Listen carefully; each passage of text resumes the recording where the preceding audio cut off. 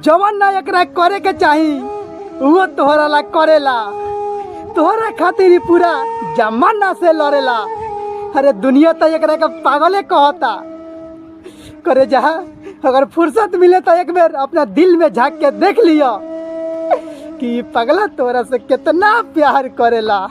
राम करे हमरा जिंदगी के सुखवा हो जाए रउआ नाम से। तोरा सपना के ही साकार कर दी, हाय अपना जीवन के ही बेकार कर दी। तू पूछत रह जाए ये जमाना से, हुलिया अपन ऐसा बिगाड़ ली करे जा कि लोग पगला के पहचाने से इनकार कर दी। कवने बिरछिया चिरई खोतवा लगवलू जाके, कवने बिरछी जला देने वो मोहब्बत के पाने का दोस्त जिसमें लिखल रहे कि सच्चा प्यार कभी छोड़ के ना जाले।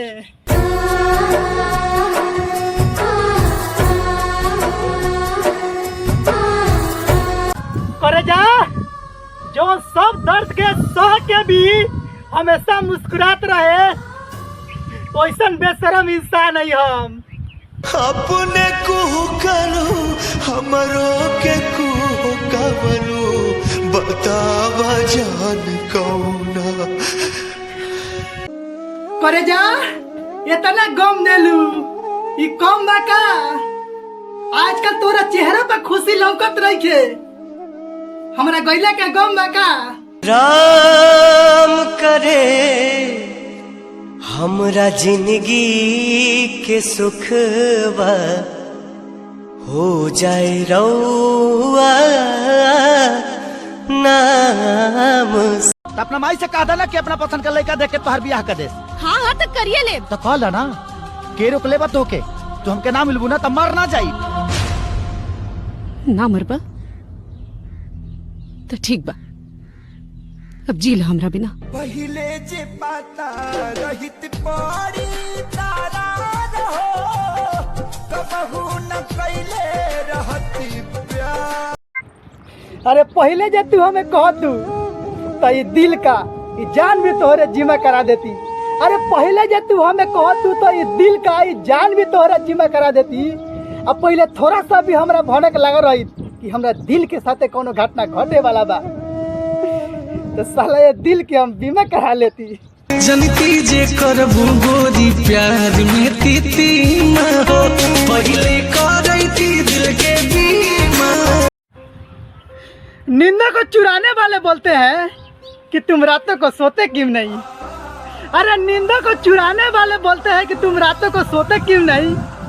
तो मैं उससे बोलना चाहता हूँ, अगर तुझे इतना ही फिक्र है मेरी तो तुम मेरी होते क्यों नहीं। तो बदलाने में पाया है, हो बदला। तू प्यार के बात मत कर ये जान, हम लोग के ताना सुनत सुनत परेशान बानी। तू तब बसा के अपन घर एगो अच्छा पत्नी के फर्ज निभावत बारू। हम तो आज भी अपना समाज में तोहरे नाम से बदनाम बानी। बर्बाद करके जिलू आराम से, बदनाम भइली रानी तोहरे नाम से। मन तो ललक उठेला तोहरा तरफ कदम बढ़ावे खातिर, बाकी मन के मना के रुक जाइला। जब दर्द हद से गुजर जाला न जान तो नीलकमल सिंह के गाना बजा के सूत जाइला।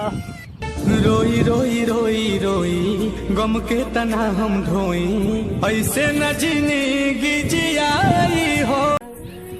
हमने दर्द को मुस्कुरा के सहना क्या सीख लिया। सब लोग बोलता है हमें दर्द ही नहीं होता है।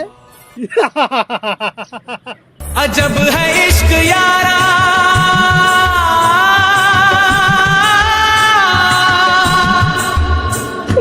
पल दो पल की खुशियाँ